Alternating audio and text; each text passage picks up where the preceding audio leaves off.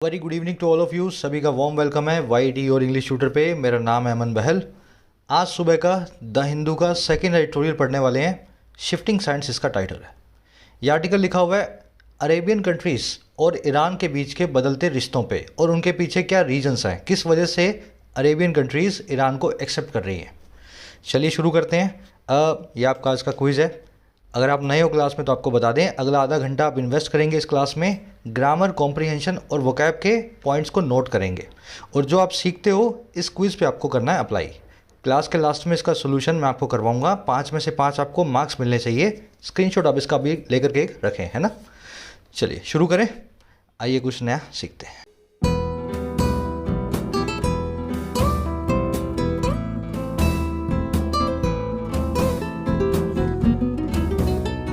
कह रहा है शिफ्टिंग सैंड्स। देखिए, सैंड का मतलब धूल है और शिफ्टिंग का मतलब होता है जो शिफ्ट कर रहा हो, मूव कर रहा हो, अपनी जगह से हट रहा हो। अब ये शिफ्टिंग सैंड्स जो है ना, एक फ्रेज़ है इंग्लिश में। इसका मीनिंग होता है लगातार बदलती हुई कोई सिचुएशन, और बदलाव भी कैसा, अनप्रिडिक्टेबल मैनर में आने वाला, जिसके बारे में कोई अंदाज़ा पहले से ना लगाया जा सके। आगे बात समझ में, लगातार बदलती हुई कोई सिचुएशन। ये शिफ्टिंग सैंड्स नाम का फ्रेज़ कहाँ से आया ये मैं आपको बता देता हूँ, दिमाग में बैठ जाएगा इस पिक्चर को देखने पे। देखो, एक पिक्चर है रेगिस्तान की। यहाँ पे पहाड़ का एक बड़ा रेत का एक बड़ा सा पहाड़ है जिसको बोलते हैं सैंड ड्यून, ठीक है। ये रेत के कितने भी बड़े पहाड़ हो, ये कभी भी परमानेंट नहीं होते हैं। हवा के साथ में ये रेत का टीला 2 या 3 दिनों में यहाँ से कहीं किसी और दिशा में, कहीं और जो है दूरी पे जाकर के बन जाएगा। तो रेगिस्तान में जैसे सैंड शिफ्ट होती है अनप्रेडिक्टेबल मैनर में, वहीं से हमने शिफ्टिंग सैंड्स नाम का फ्रेज बनाया हुआ है। कोई भी चीज़ जो अनप्रेडिक्टेबल मैनर में चेंज होगी, शिफ्टिंग सैंड्स बन जाएगी। आगे बात समझ में, तो कनेक्ट कर लेना इस पिक्चर के साथ। अब आ जाओ टाइटल पैराग्राफ पे, क्या कहना चाह रहा है पता लगे। कह रहा है Arab countries and the US should seek detente with Iran.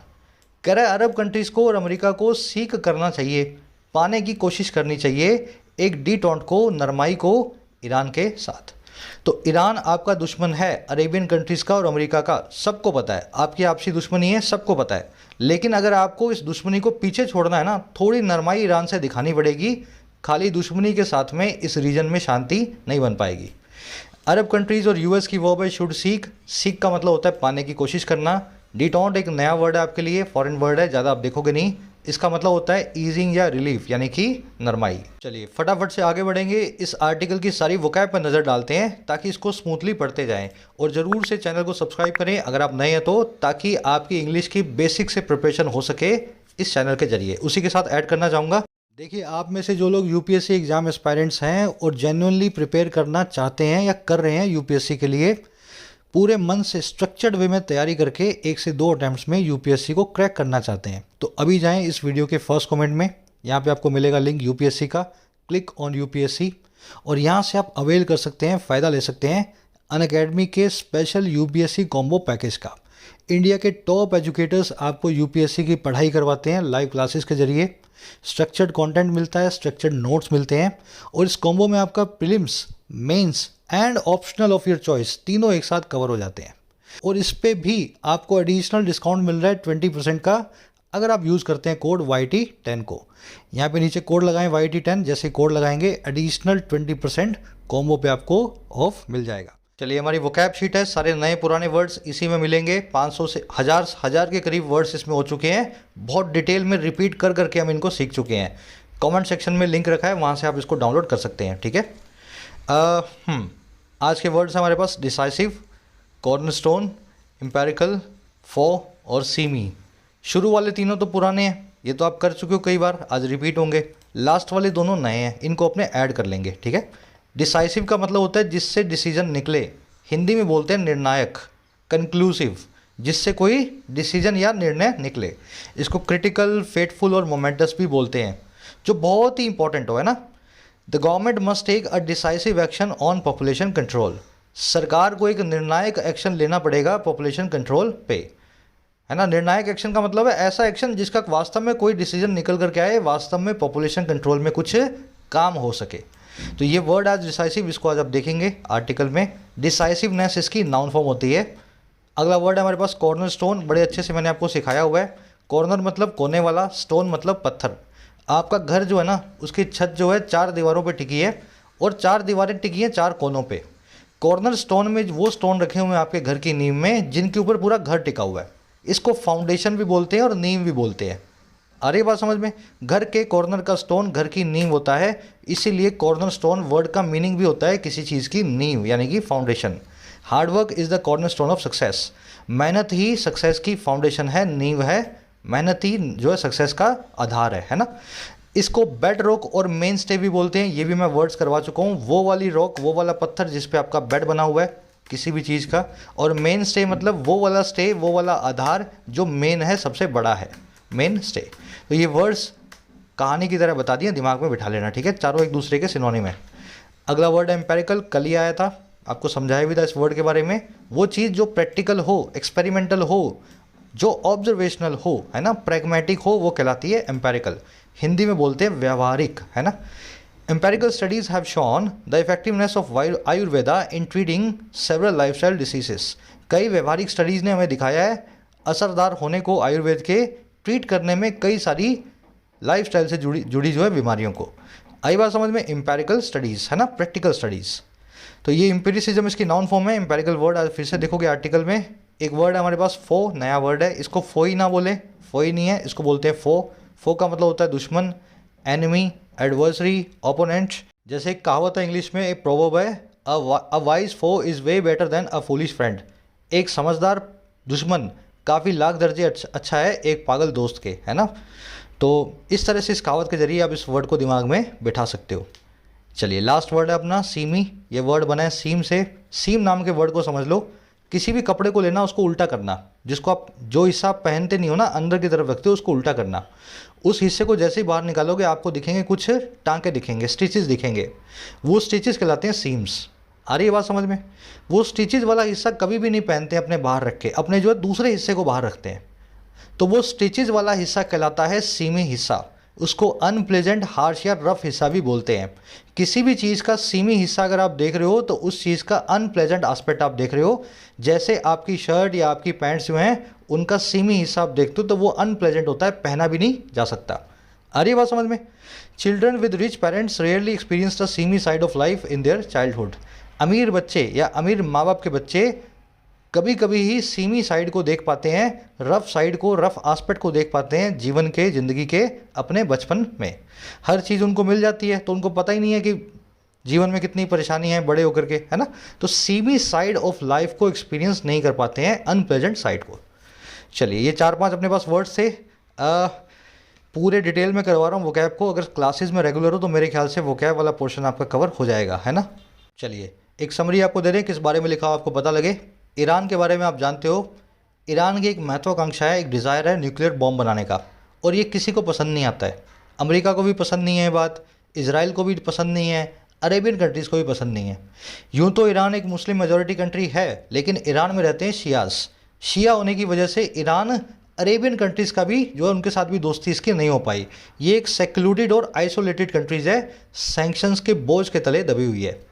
अब हुआ क्या, रिसेंटली ईरान के जितने भी दुश्मन थे उनकी आपसी दुश्मनी उन्होंने बुलाई, और सबने आपसी दुश्मनी बुला करके इजराइल में कॉन्फ्रेंस की नेजेब डिजर्ट में, और इन्होंने वहाँ पे कसम खाई कि ईरान से बदला लेंगे, ईरान को और दबाएंगे, ईरान पे फोकस करेंगे, आपसी दुश्मनी को भूल जाएंगे। हमारा आर्टिकल यही कह रहा है कि मिडल ईस्ट में सैंड्स बहुत तेज़ी से शिफ्ट हो रही हैं, बदलाव आ रहे हैं, लेकिन इस पूरे रीजन में पीस कायम करने का एक ही तरीका है, आप ईरान को थोड़ा दबाना कम करो, थोड़ी सी उसके साथ नरमाई बरतो। अगर आप इसी सख्त और स्ट्रिक्ट हैंड से उसको डील करते रहेंगे तो ईरान कभी भी अपनी हरकतों से बाज आने वाला नहीं है। आगे बात समझ में? तो ये बता रहा है पूरे आर्टिकल में एनालाइज करके, और सजेस्ट कर रहा है कि ईरान से आपको नरमाई वाला रुख बरतना पड़ेगा। शुरू करते हैं आर्टिकल को। अच्छा, कॉम्पिटिटिव एग्जाम एस्पायरेंट्स अपनी ऐप को जरूर डाउनलोड करें प्ले स्टोर से, your English tutor. First comment में इसका लिंक डाल रहा हूँ। आपको यहाँ पे अफोर्डेबल प्राइसेस में अच्छे और बेहतरीन कोर्सेज मिलते हैं, डिस्क्रिप्टिव का, बैंकिंग का, एसएससी का, सभी कोर्स मैं खुद बनाता हूँ। फ़ायदा आप इनका ऐप पे जा करके ले सकते हो। कह रहा है, a conference in Israel of the top diplomats from the US and 4 Arab countries would have been unthinkable a few years ago. कह रहा है इसराइल में एक कॉन्फ्रेंस, एक समिट, एक शिखर वार्ता, और किसकी? सबसे बड़े डिप्लोमेट्स की, और कहाँ से? अमेरिका से और 4 अरब कंट्रीज से। कह रहा है ऐसी कॉन्फ्रेंस है ना, वो होती, would have been, third conditional वाली फॉर्म है ये, है ना। ऐसी कॉन्फ्रेंस होती, अच्छा क्या होती भाई? अनथिंकेबल, अनइमेजिनेबल, जिसके बारे में सोचा भी ना जा सके, और कब? कुछ साल पहले, अ फ्यू ईयर्स अगो। आगे बात समझ में? तो जो कॉन्फ्रेंस आज हम देख रहे हैं, कुछ सालों पहले कोई सोच भी नहीं सकता था कि 4-5 कंट्रियां इजराइल में आएंगी, मुस्लिम कंट्रीज, और वहाँ पे बैठ करके कॉन्फ्रेंस करेंगी। कॉन्फ्रेंस की वर्ब है would have been, should have been, could have been, है ना, जानते हो ना? ये वो चीज़ों को बताता है जो हो सकती थी, है ना, वुड हैव बिन अनथिंकेबल। चलो, कह रहा but on Monday in Israel's Negev desert officials from US, UAE, Bahrain, Morocco, Egypt and Israel gathered to discuss security partnerships, Iran and other issues, signaling a decisive shift in the West Asian geopolitics. कह रहा लेकिन Monday को हुआ क्या? सोमवार को Israel के इस डेजर्ट में, इस रेगिस्तान में, सही नाम देख लेना इसका क्या है, नेजेव लिखने में आ रहा है, पढ़ने में आ रहा है, कुछ और भी हो सकता है ना, सही प्रोनाउंस कैसे करते हैं देख लेना। कह रहा लेकिन सोमवार को इजराइल के इस रेगिस्तान में जो अधिकारी थे, ऑफिशियल्स थे, अमेरिका के, यूएई के, बहरीन के, मोरक्को के, इजिप्ट के और ऑफ कोर्स इजराइल के, कह रहे ये सारे ऑफिशियल्स इकट्ठा हुए, गैदर हुए डिस्कस करने के लिए सिक्योरिटी पार्टनरशिप्स को। और किस किस की? एक तो सिक्योरिटी पार्टनरशिप्स, दूसरा डिस्कस करने को हुए ईरान और दूसरे इश्यूज़ को, ईरान और दूसरे कई मुद्दों को। अच्छा, ये डिस्कस कैसे किया इन्होंने, इकट्ठा कैसे हुए? सिग्नल करते हुए, इशारा करते हुए, हिंट करते हुए एक डिसाइसिव शिफ्ट को, एक ऐसे बदलाव को जो बड़ा क्रिटिकल है, डिसाइसिव है, निर्णायक है वेस्ट एशियन पॉलिटिक्स में, जियो पॉलिटिक्स में। आगे बात समझ में? तो सोमवार को ये हुआ, सारी कंट्रीज़ के ऑफिशियल्स मिले और मिलते हुए इन्होंने इस चीज़ की तरफ सिग्नल करके बताया कि जियो पॉलिटिक्स में एक बड़ा बदलाव अब आने वाला है, इजराइल से अब हम कोई दुश्मनी नहीं रखते हैं। चलो, ऑफिशियल्स की वर्ब है गैदर्ड, सिग्नलिंग यहाँ पे प्रेजेंट पार्टिसिपल साइमल्टेनियस एक्शन है। जानते हो ना, जब दो काम एक साथ हो रहे हो तो पहले काम को मेन वर्ब बना दिया गैदर्ड, और दूसरे काम को वर्ब के आईएनजी फॉर्म से बता दिया। डिसाइसिव मतलब निर्णायक, क्रिटिकल, फेटफुल, मोमेंटस। चलिए, अच्छा, दो चीज़ें हैं, एक तो पीछे रह गई उसको डिस्कस कर लेते हैं, और दूसरी चीज़ यहाँ पे है डिस्कस नाम की वर्ब। मुझे बताओ, डिस्कस के बाद में अबाउट नहीं आता क्या? डिस्कस नाम की वर्ब के बाद में अबाउट नहीं आता क्या? We discussed about the issue, है ना, we discussed about the matter. तो ये अबाउट जो हम लगाते हैं इस सेंटेंस में कैसे निकल गया?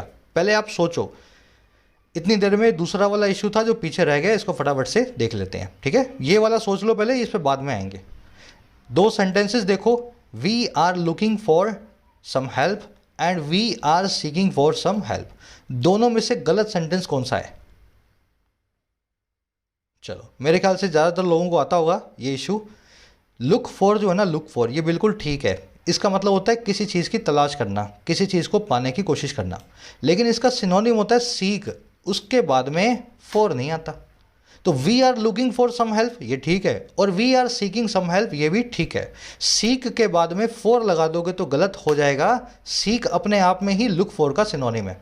आगे बात समझ में? सीक के बाद में क्या नहीं लगा सकते सर? फॉर नहीं लगा सकते। तो लोगों को कन्फ्यूजन यही होती है ना, सर लुक फॉर लगाया तो मैं सीक फॉर भी लगा जाता हूँ। नहीं भाई, लुक फॉर का सिनोनिम ही तो सीक है, इसमें ऑलरेडी फॉर लग चुका है। अब ये जो आपने देखा है ना, ऐसे सारे पेयर्स मैं आपको एक साथ दिखा रहा हूँ जो एक दूसरे के सिनोनिम होते हैं लेकिन आपको कंफ्यूज करते हैं। जैसे सीक और लुक फॉर, तो सीक के बाद में फॉर नहीं आएगा ना, लुक फॉर के बाद में लुक फॉर आएगा।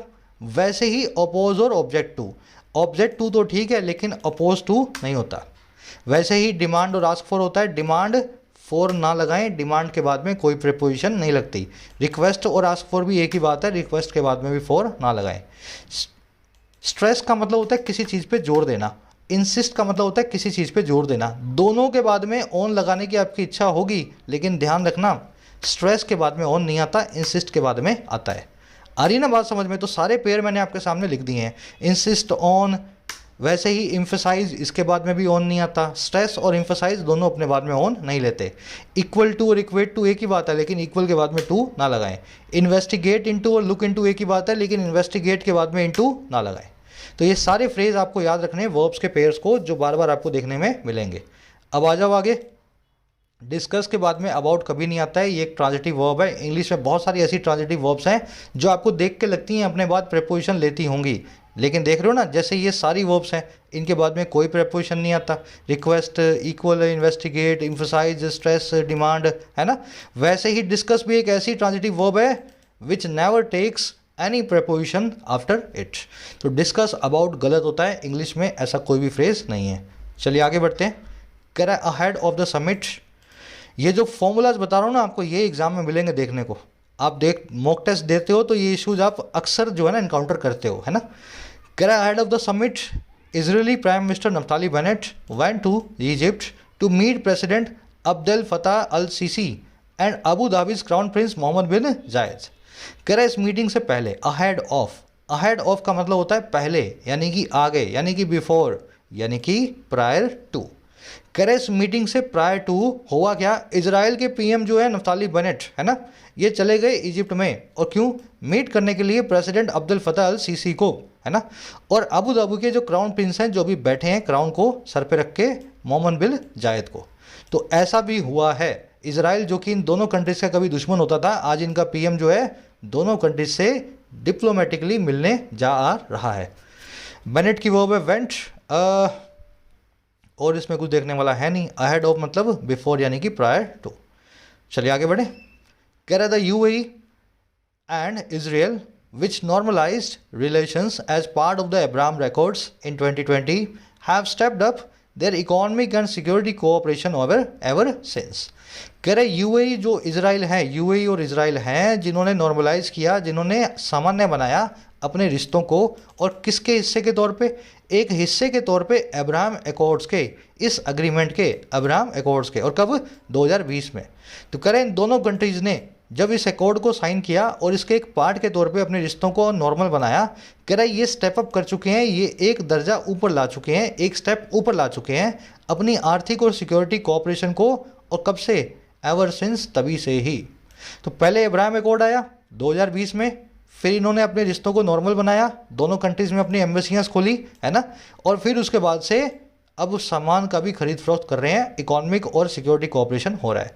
इन दोनों की वर्ब है स्टेप्ड अप। स्टेप अप करने का मतलब होता है एक स्टेप ऊपर लाना, किसी चीज़ को अपग्रेड करना। आप 3 घंटे पढ़ते हो ना, कल से आपने 5 घंटे पढ़ना शुरू कर दिया, एग्जाम नज़दीक है, तो you have stepped up your preparations. ठीक है, स्टेप अप। विच आया इन दोनों कंट्रीज़ के लिए, विच के बाद लगाया है नॉर्मलाइज्ड इसकी वर्ब। चलो, इजराइल के आगे द क्यों नहीं लगा भाई? अमेरिका के आगे तो लगा दिया भाई। अमेरिका, यहाँ पे यूएई जो मतलब यूनाइटेड अरब एमिरेट्स है, तो इसके आगे तो आपने द लगा दिया, इजराइल के आगे नहीं लगा। सबको आना चाहिए, ये बहुत बार कर चुके हैं, सबको पता है ना कौन सी कंट्रीज़ अपने आगे द लेंगी और कौन सी कंट्रीज़ नहीं लेंगी। जिन लोगों को पता है ज़रूर से कमेंट्स में अपडेट करा करो। कह रहा the Abraham accords signalled that Israel's continuing occupation of Palestinian territories was no longer an Arab Israel problem. कह रहे जो अब्राहम अकॉर्ड्स हैं, ये जो मतलब ये सारे जो अग्रीमेंट्स हैं, है ना, इन्होंने सिग्नल किया इस चीज़ को कि इजराइल का लगातार बना हुआ कंटिन्यूइंग जो ऑक्यूपेशन है, जो कब्जा लेने का काम है, और किसको? पैलेस्टीनियन टेरिटरीज़ को, पैलेस्टीन के ज़मीन के हिस्से को। कह रहा है अब ये बिल्कुल भी नहीं था, नो लॉन्गर, अब बिल्कुल भी नहीं था अरब और इजराइल वर्ड की प्रॉब्लम। तो पहले अरब वर्ड को यही दिक्कत थी कि इजराइल जो है पैलेस्टीन पे हमला करता है अमेरिका के कंधे पे चढ़ के, तो इस वजह से पैलेस्टीनियन तो सब मुस्लिम्स हैं, तो हम इजराइल के दुश्मन हैं। लेकिन अब्राहम अकॉर्ड के बाद से दुश्मनी को अरब वर्ड भुला चुका है। वो कहता है ठीक है भाई, तुम्हें जो करना है कर लो, हमें कोई दिक्कत नहीं है। अकॉर्ड्स की वर्ब है सिग्नल्ड, ऑक्यूपेशन की वर्ब है वॉस। और कुछ देखने वाला है नहीं। ऑक्यूपेशन का मतलब होता है टेक ओवर, कब्जा, सीजर। जैसे अभी रशिया कर रहा है ना यूक्रेन में, इसको ऑक्यूपेशन ही बोलते हैं, है ना, कहीं जाना और अपना कब्जा जमा लेना। कह रहा now Arab Israeli relations have gained a new dimension with Mr. Bennett reportedly proposing a Middle East defensive envelope featuring Israel's advanced missile defense system। अब देखो ये एक स्टेप और आगे आ गए हैं। हुआ क्या? अमेरिका ने तो दोस्ती करवाई अरब वर्ल्ड की और इजराइल की, अब्राहम अकॉर्ड्स को करवा के। अब हुआ क्या कि अमेरिका को साइड में हटा दिया इन्होंने, और अरब और इजराइल के रिलेशंस जो है ना, ये और ज़्यादा गेन कर रहे हैं, नए नए आयामों को, नए नए डायमेंशंस को, नए नए पहलुओं को। अब कैसे कर रहे हैं? मिस्टर बेनेट के, नफ्ताली बेनेट के, इजराइल के पीएम के कथित तौर पे प्रपोज कर देने के साथ ही, और किस चीज़ को प्रपोज किया भाई इन्होंने? एक मिडल ईस्ट के डिफेंसिव एनवेलप का। और कौन सा एनवेलप होगा ये एक ऐसा एनवेलप होगा जो फीचर करेगा, जिसमें शिरकत करेगा इजराइल का एडवांस्ड मिसाइल डिफेंस सिस्टम। आपने सुना होगा आयरन डोम वगैरह, इजराइल के पास कई अच्छे अच्छे मिसाइल डिफेंस सिस्टम्स हैं। तो इजराइल ने क्या बोला कि अब अमेरिका की तरफ मत देखो, हमारे पास भी बहुत सारे हथियार हैं, अब हमारे साथ आओ, पूरे मिडल ईस्ट के ऊपर अपने मिसाइल डिफेंस सिस्टम जो है मैं तैनात कर देता हूँ, ताकि ईरान और ईरान के जो प्रॉक्सीज हैं उनकी तरफ से कोई भी मिसाइल ना इजराइल पे कभी गिर पाए और ना कभी आप पे गिर पाए। तो इस तरीके से इनके बीच में कोऑपरेशन बढ़ता जा रहा है। अरब इजराइल रिलेशंस की war have gained middle east defensive envelope. Envelope आप जानते हैं ना, लिफाफा, लिफाफा जब बंद हो जाता है ना, तो वैसे ही इजराइल पूरा मिडल ईस्ट बंद करना चाहता है, उसको कवर करना चाहता है। कह रहा है the Negev conference signals a new era of security partnership between the erstwhile foes who are brought together by regional and global developments. कह रहा है जो नेजेव कॉन्फ्रेंस है ये अपने आप में सिग्नल करती है, इशारा करती है एक नए एरा का, एक नए युग का। और किसके? सिक्योरिटी पार्टनरशिप के। और किन के बीच में? बिटवीन, इन सभी के सभी पुराने वाले फोर्स के बीच में। अर्स्ट वाइल मतलब पहले के वक्त के, आज के नहीं, पहले के वक्त के।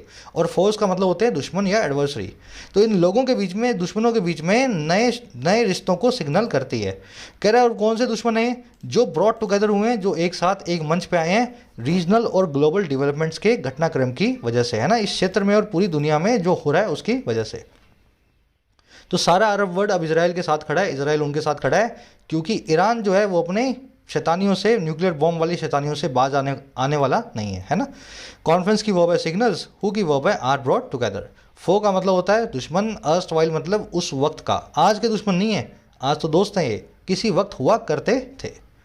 चलो अब ये सेकंड पैराग्राफ में बता रहा है कि ये हुआ क्या, कैसे ईरान ने मजबूर कर दिया दुश्मनों को भी दोस्त बनने पे, यहाँ बताएगा। कह रहा है America's allies in the region face two challenges. कह रहे हैं अमेरिका के सारे दोस्त जो है ना इस पूरे रीजन में फेस करते हैं दो चुनौतियों को। अलाइज की वर्ब है फेस। अब कौन सी चुनौतियां भाई? कह रहा one is the shrinking US security umbrella. कह रहा पहली प्रॉब्लम है छोटा होता हुआ, श्रिंक करता हुआ, कॉन्ट्रैक्ट करता हुआ अमेरिका का सिक्योरिटी अम्ब्रेला। तो अमेरिका ने एक सिक्योरिटी की छतरी दी हुई थी पूरे मिडिल ईस्ट के ऊपर, अब वो छतरी को अमेरिका जो है धीरे धीरे समेटता जा रहा है।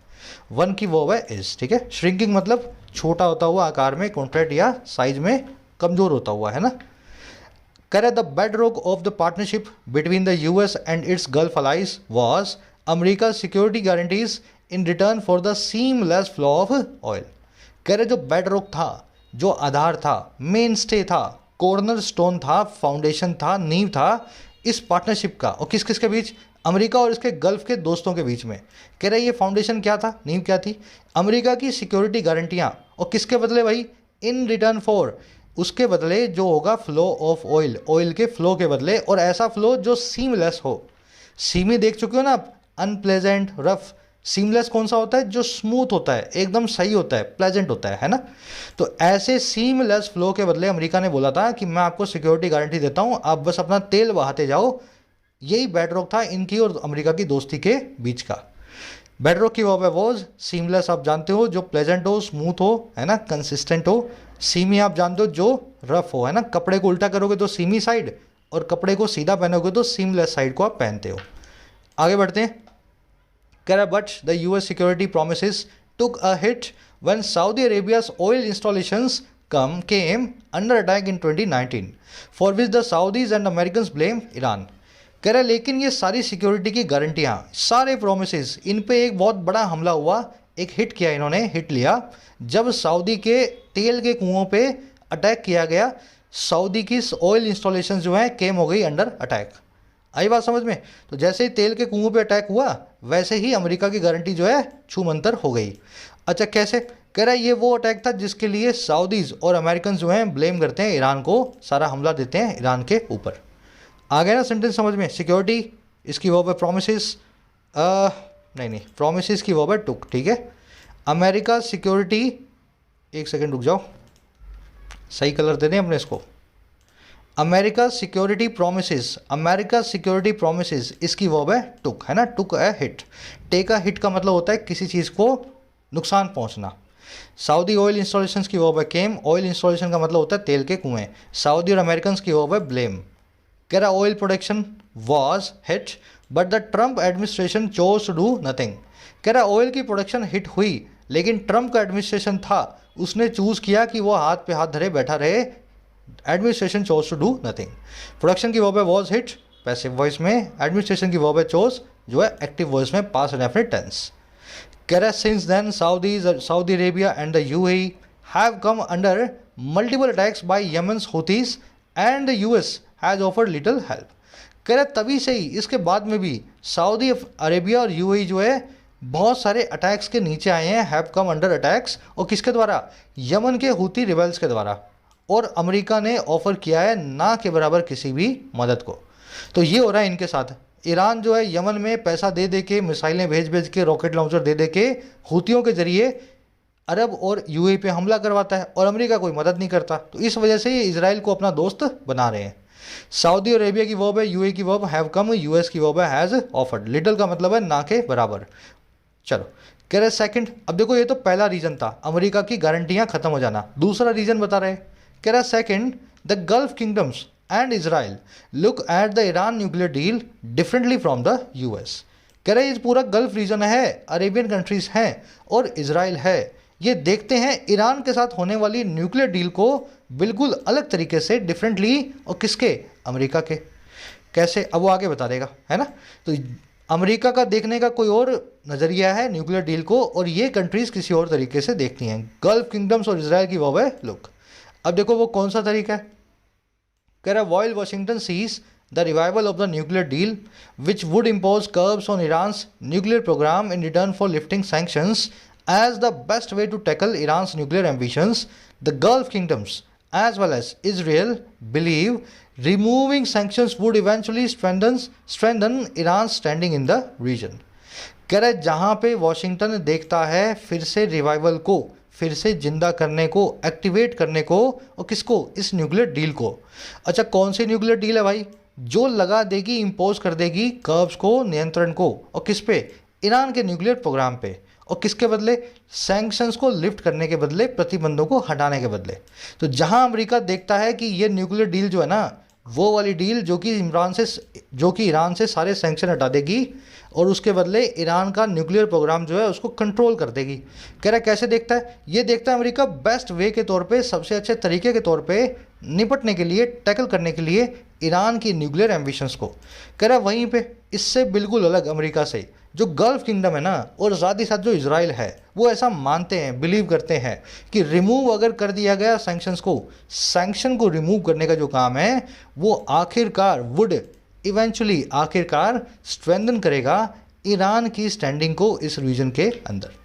आई बात समझ में? तो अमेरिका सोचता है कि न्यूक्लियर डील को मैं शुरू करवा देता हूँ, जिससे ईरान जो है बम बनाना बंद कर देगा, है ना, और इससे हम सैंक्शंस भी हटा देंगे।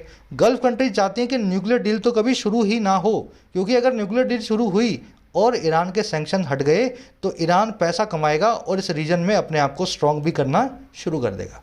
वॉशिंगटन की वर्ब है सीज, विच की वर्ब है वुड इम्पोज, विच आया है न्यूक्लियर डील के लिए। गल्फ किंगडम, इसकी वर्ब है बिलीव, है ना, गल्फ किंगडम्स की वर्ब है बिलीव।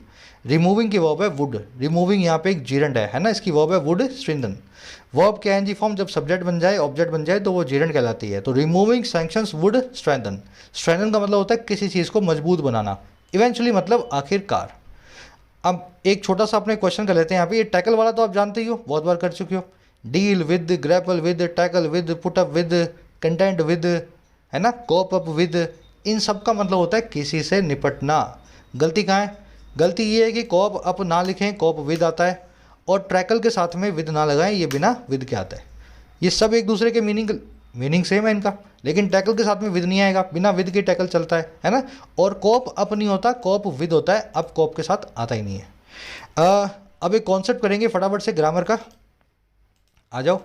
कॉन्सेप्ट है बड़ा सिंपल सा, कई बार कर चुके हो, आता भी होगा ऑलरेडी। कॉन्सेप्ट ये कहता है कि ये सारी प्रेपोजिशंस प्रेपोजिशन ही हैं, इनको कभी भी कंजंक्शन ना बनाएं। सिर्फ समझ में आया आपको? ये सारी क्या हैं? ये सारी हैं प्रेपोजिशंस, इनको क्या नहीं बनाना? इनको नहीं बनाना कंजंक्शन। अब इसको प्रैक्टिकली समझो, सेंटेंसेस के जरिए रूल कैसे अप्लाई होगा। A luxury hotel as well as some nearby shops and restaurants was या वर अटैक्ड बाई राइटर्स। एक महंगी होटल, लग्जरी होटल, और साथ ही साथ आसपास के कुछ शॉप्स और कुछ रेस्टोरेंट्स, सबके सबको अटैक किया गया राइटर्स के द्वारा। तो राइटर आए, दंगाई आए, होटल में घुस गए, आसपास की दुकानों को नुकसान किया।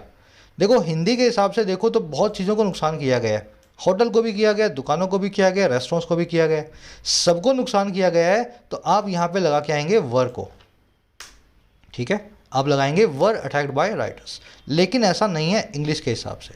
इंग्लिश कह रही है कि ये एज वेल एज जो है ना, इसको एंड मत समझो। एंड होती है कंजंक्शन, वो क्या करती है, सब्जेक्ट को प्लूरल बना देती है ना, इस पूरे को सब्जेक्ट बना देती है। पर ये एंड नहीं है, ये एज वेल एज है। एज वेल एज होती है एक प्रेपोजिशन, तो प्रेपोजिशन होने की वजह से इसके बाद में जो आ रहा है ना, ये सब्जेक्ट का पार्ट नहीं है, इस प्रेपोजिशन का ऑब्जेक्ट है। अब मतलब क्या हुआ इसका मतलब हुआ कि सब्जेक्ट जो है ना वो बन गया luxury hotel. As well as के बाद में जो आया वो तो जुड़ गया एज वेल एज से, क्योंकि ये प्रेपोजिशन दी। अब लग्जरी होटल की वो बनेगी लग्जरी होटल के हिसाब से सिंगुलर, ना कि प्लूरल। मान लो यहाँ पे होटल्स होता, तब यहाँ पे वर लगाया थे, कोई दिक्कत नहीं थी, वर लगाया थे, कोई दिक्कत नहीं थी। लेकिन अब यहाँ पे होटल लिखा हुआ है, होटल के हिसाब से वर नहीं आएगा, यहाँ पे लगाओगे वॉस। बस इतना ही फॉर्मूला है, ठीक है। अब ये एज वेल एज जो देख रहे हो, इसी की तरह बाकी सब पे भी अप्लाई करना है यही वाला rule. France along with US, UK and Germany have invoked hard sanctions against Russia. France ने अमेरिका, यूके और जर्मनी के साथ में मिल करके इन्वोक किया है सैंक्शंस को रशिया के खिलाफ। बात वही है, अलॉन्ग विद के बाद में जो आ रहे हैं वो सारे के सारे अलॉन्ग विद प्रेपोजिशन के ऑब्जेक्ट हैं। फ्रांस बच गया अकेला, फ्रांस की वर्ब होगी सिंगुलर, आप लगाओगे यहाँ पे हैज़ इन्वोक्ड।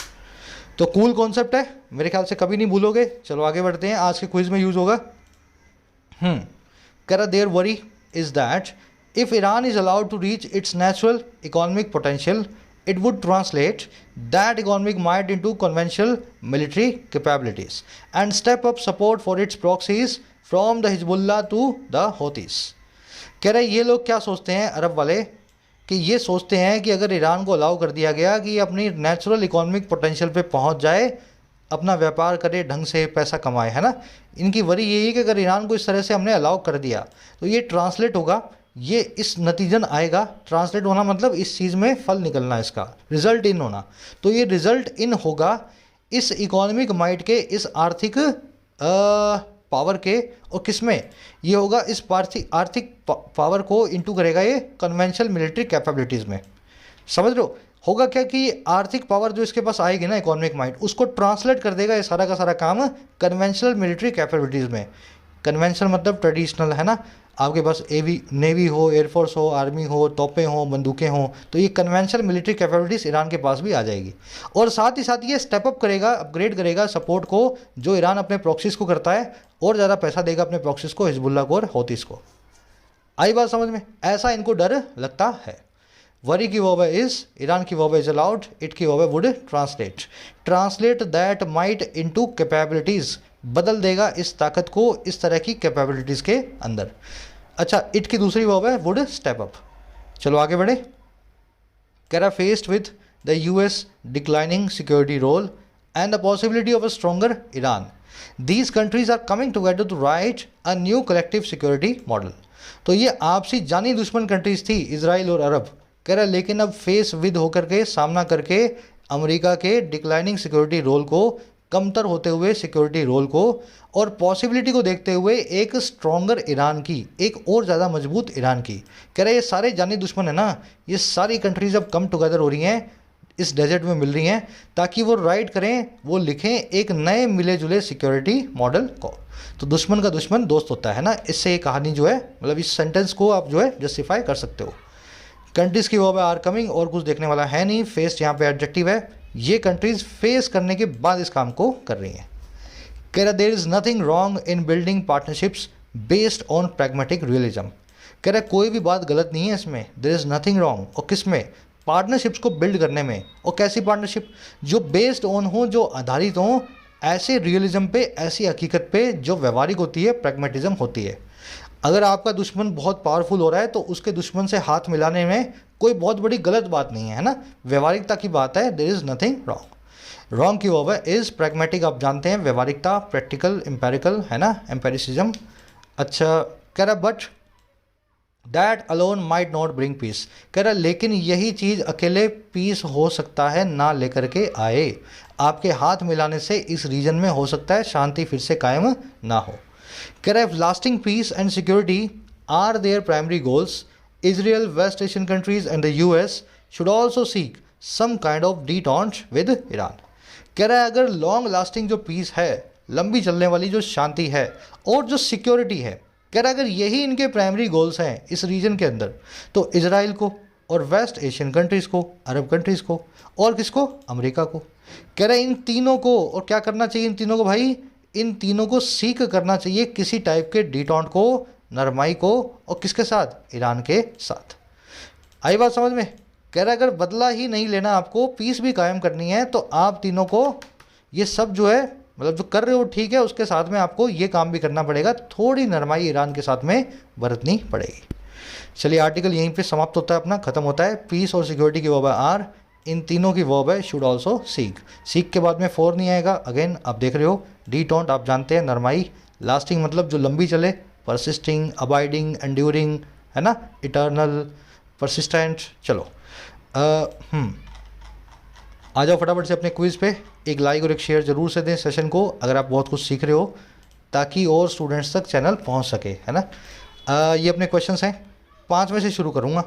इनमें से कौन सा वर्ड बेड रॉक का सिनोनिम नहीं है? मेरे ख्याल से सबको आता है ये।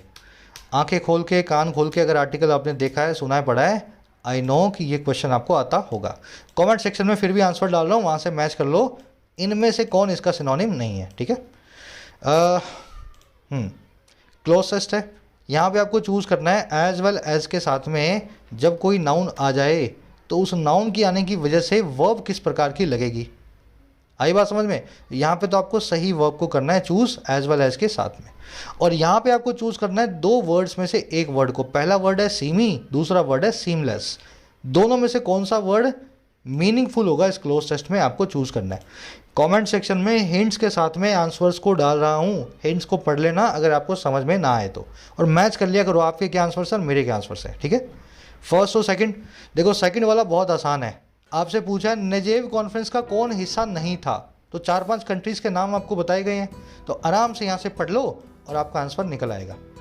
आरसी का ही आंसर है, एसएससी लेवल का ही है, एसएससी ऐसे ही क्वेश्चन पूछता है ना, तो देख लो वो 5-6 कंट्रीज़ में से जो नहीं है वो वाला आपका आंसर बन जाएगा। और फर्स्ट में पूछ रहा है आपसे इनमें से कौन सा प्राइमरी ऑब्जेक्टिव नहीं है नेजेव कॉन्फ्रेंस का, तो सारे ऑब्जेक्टिव्स आपको दिए गए हैं।